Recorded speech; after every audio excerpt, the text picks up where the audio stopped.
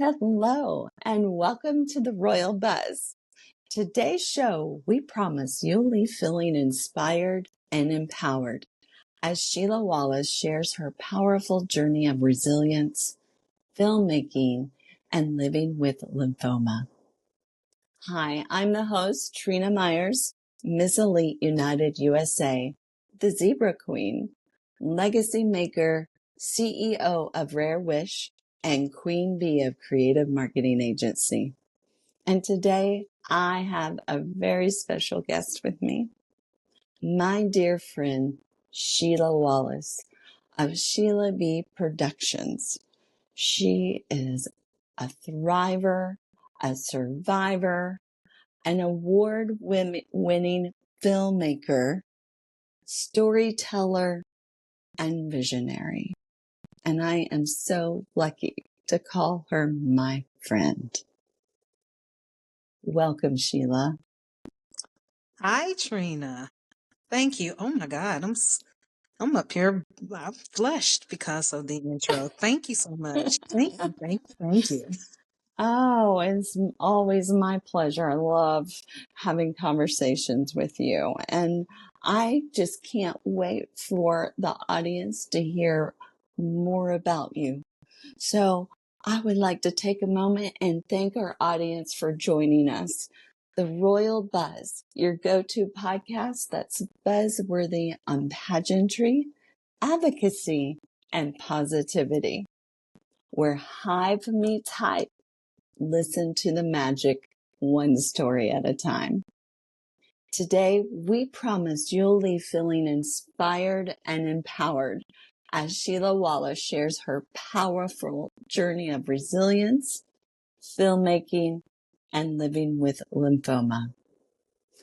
So, Sheila, we met a long time ago. Yes.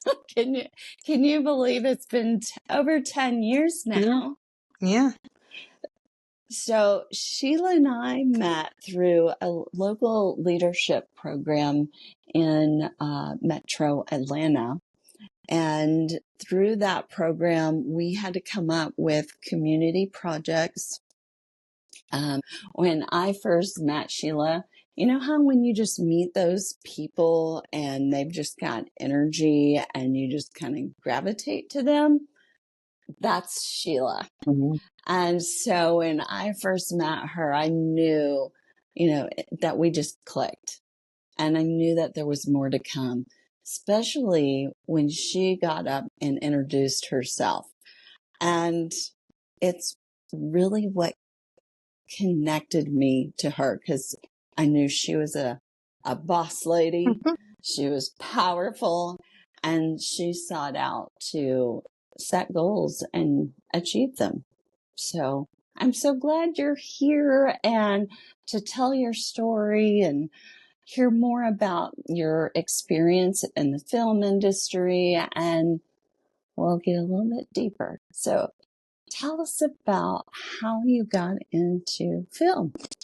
Well, first and foremost, thank you, Trina, my dear friend, for this opportunity, for this platform. I am very humbled, honestly. I truly, first and foremost, always give thanks to God for our connection, our paths crossing. Absolutely, yes. Because we knew immediately everything that you just said prior to me speaking is exactly how I felt about you. It was just a connection. It was energy. We felt that from each other. So that was amazing. And I'm glad that we've stayed connected throughout the years because sometimes that falls off sometimes. But ours haven't. It doesn't always happen. Right. I guess I'll start back from high school.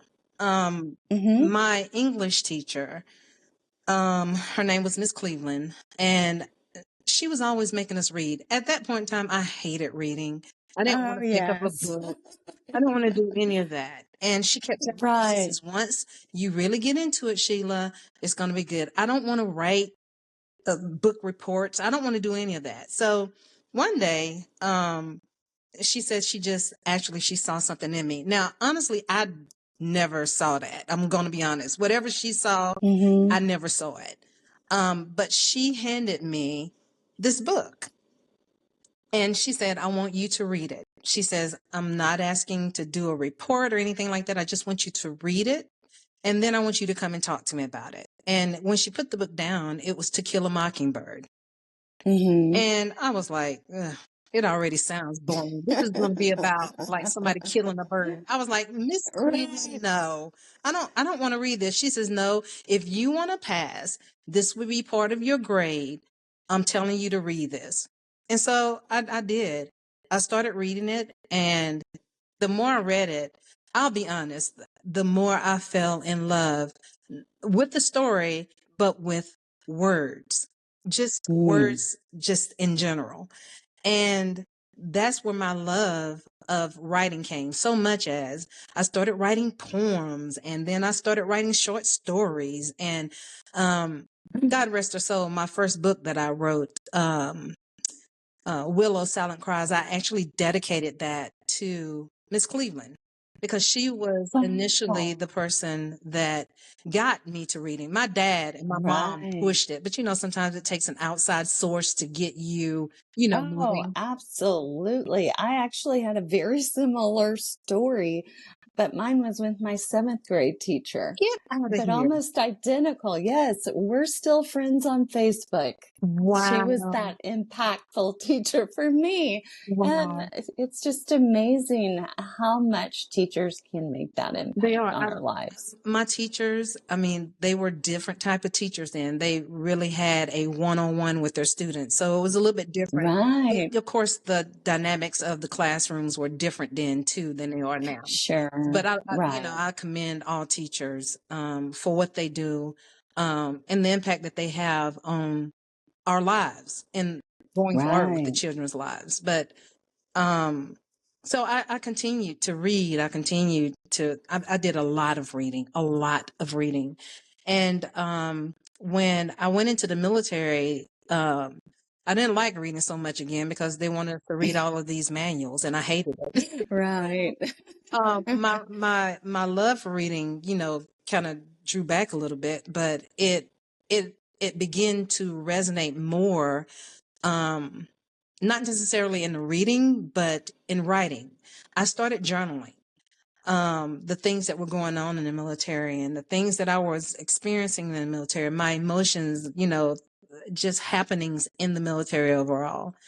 And I kept looking at what I was writing and I was like, wow. I was like, one day I'll do something with this, but I never even thought about it like where I am now.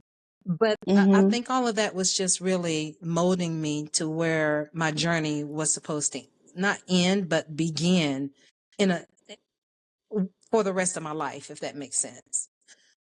So after I got out of the military, I started writing again, but this was from a place of just being hurt, you know, going through things in life, you know, bad marriage, you know, just a bunch of bad things. It just inspired me to continue to write. And then one day, after I divorced and moved on with my life, I decided that I wanted to write some of the things that had happened to me from the time that I was a child up until my time leaving the military.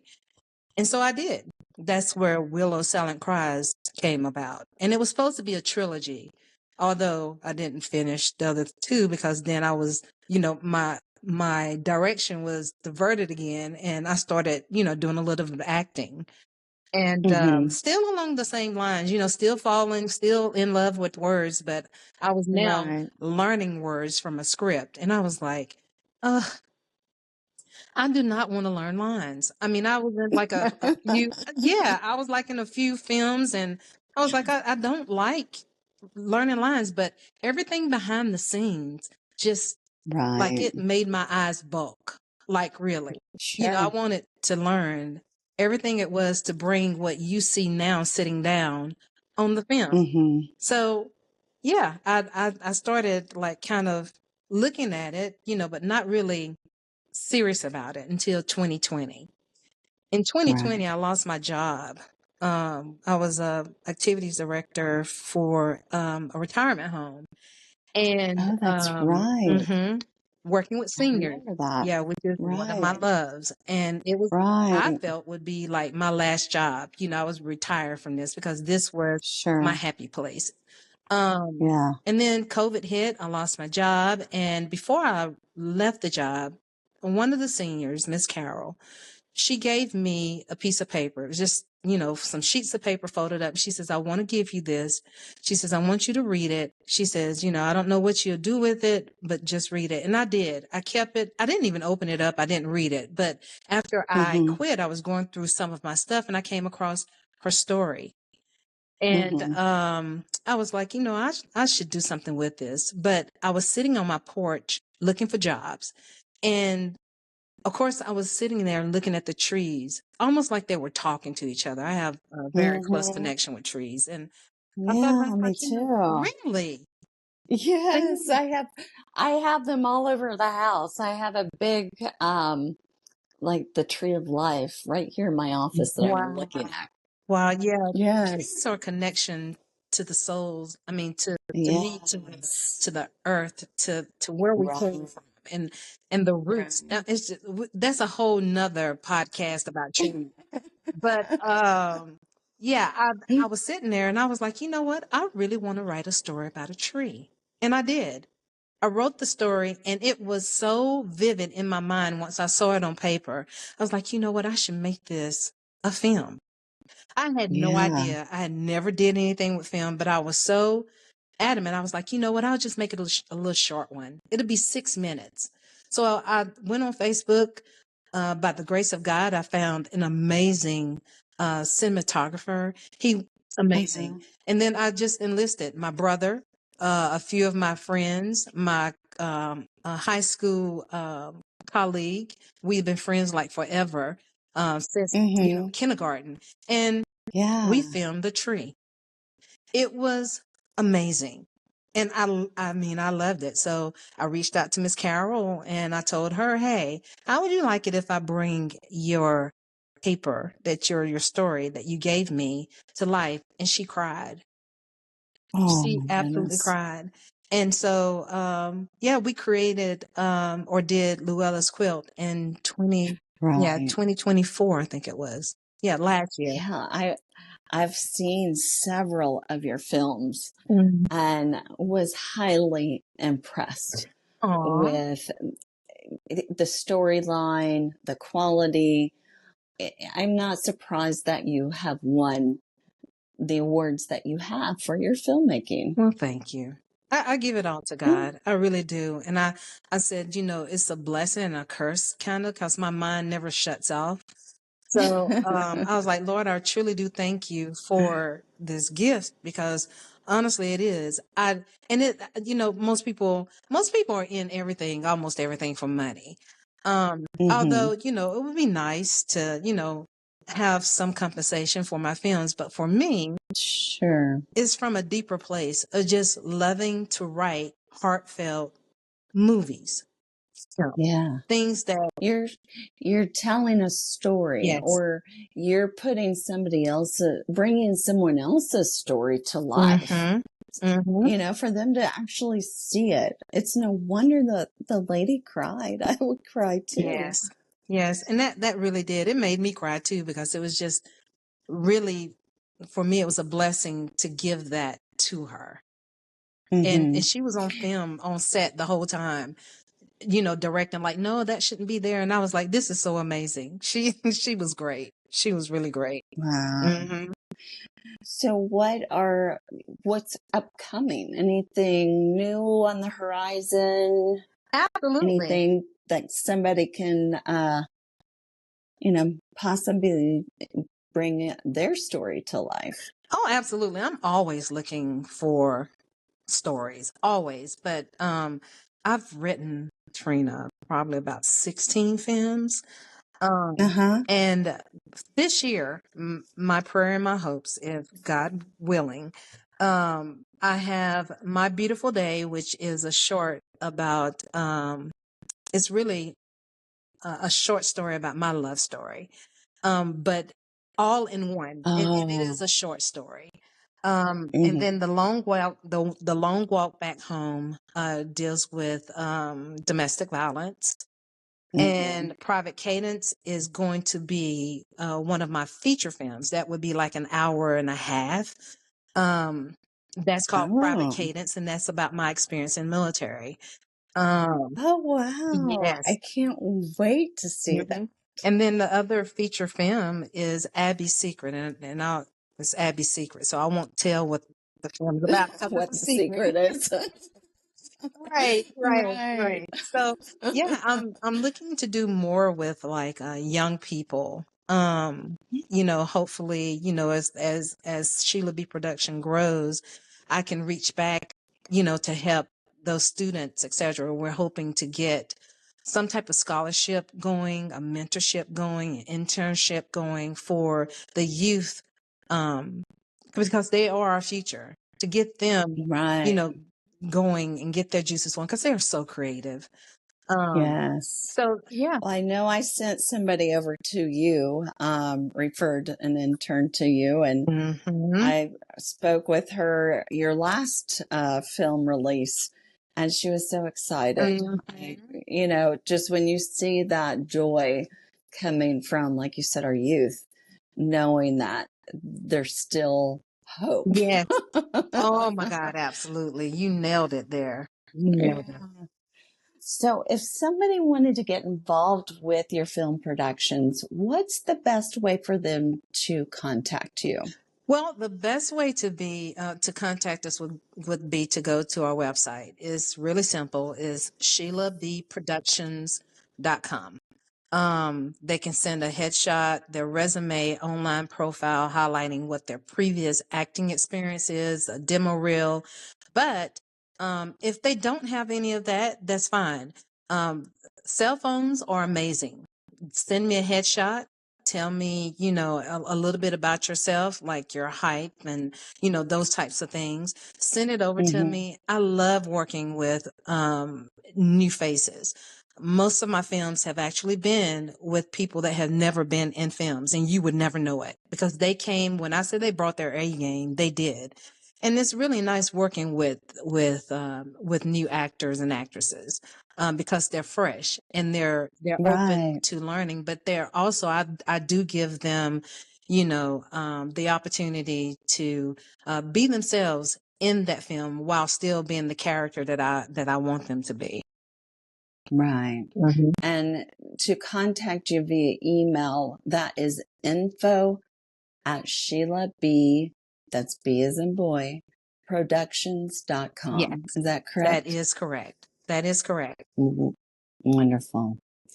Well, we're going to kind of turn the wheel a little bit and go into a little bit of a deeper topic. Mm. Something that Sheila and I, in addition to everything else we have in common, we are both rare patients. Mm-hmm.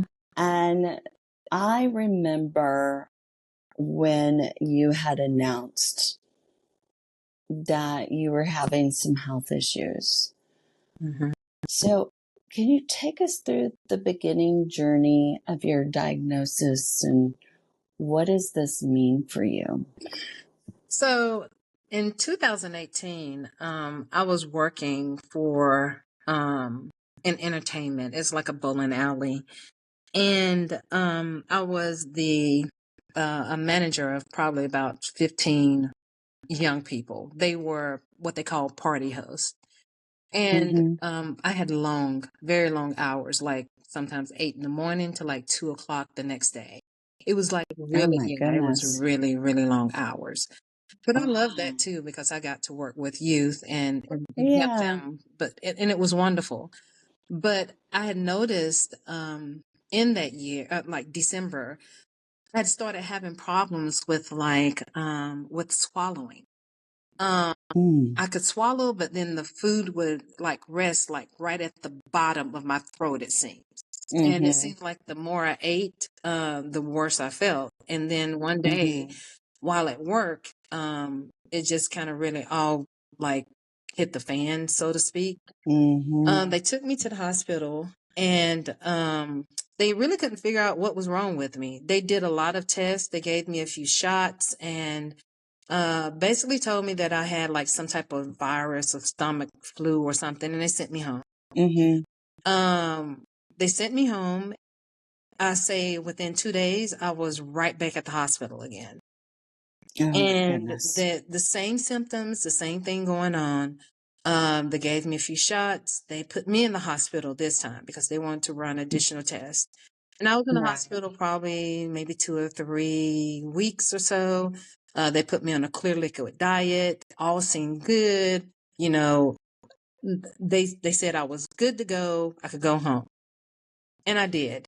This happened between January and May. They would release me. I would go Oh my home. Yeah, I goodness. was just back and forth. I didn't realize it was to that extent. Yeah, it started in December, and in January I was in and out, in and out. And like I said, it went on until May of 2019. I'm sorry, 2017 is when that happened. December 2017. Now I apologize. So May of 2018 is when they actually did an endoscopy and a colonoscopy. And when they came back with my results, they immediately took me into surgery because they found a small blockage in my small intestines. And they took it, removed it, sent it off. And the next thing that I know, I felt a whole lot better, but I have an oncologist coming in to talk to me. And I knew what an oncologist was, but of course I was on, I think it was called Demerol something. Yeah, yeah, that's about right. Yes. Yeah. So I really, I heard her, but I didn't hear my doctor saying Right. that, and here's your oncologist. She's in to talk to you about some of the findings, a finding for, or the results of your test. And so she was talking to me, my same oncologist today, Dr. Chang. And she told me, she says, unfortunately, you're gonna be okay, but we did find lymphoma in the blockage that they removed, and it's also in your bone marrow. And it still didn't So hit it me. had metastasized, correct? So it still didn't hit me then, because of course I'm still on drugs. And so the next day she came back again and she sat down, bless her heart. She sat and she spoke with me probably, I guess, about 30 minutes, comforted me. And at that point I broke down because, you always hear people like, I found out I had cancer, and you're like, just, it's going to be okay. It's going to be okay until it happens to you. And then it's a Right. different feeling. Like you feel like your life flashed before you and you know that there's so many things that you want to try to do. Because when it's in your bone marrow, it never goes away. It's just there. So Yeah. I'm in remission right now, which is a blessing. And I'm thanking God for that. Oh, Oh, absolutely. absolutely. I'm thanking Yes. God for that. But since, I got out of the hospital in 2018, it's come back on 2 different occasions. Now I've been in remission now for at least 2 years, and I'm truly thanking God for that. So thank God for that. Yeah. But all the things that I said that I wanted to do, that, I put on like the little back burner, you start thinking about all those things because life is just not promised. In the blink of an eye, it's Right. just not promised. So one Right. of the things that I just decided is that I wouldn't focus on the lymphoma. I was focused on life, Yeah. and because if I focused on that, I would miss out on life, thinking about what's going to happen Absolutely. with that. So I'm just thankful, so much thankful to God for where He's brought me from and to, and where He's going to take me. And I feel like when it's my time, it'll be my time. Yeah, There. Right. and not to worry about it. You're just appreciating being in the moment. Yes.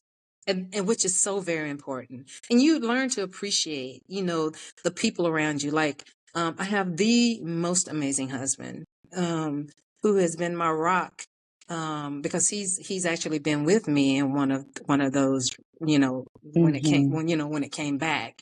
And he slept in the hospital with me. You know, he was working 2 jobs and still would come to the hospital and sleep with me.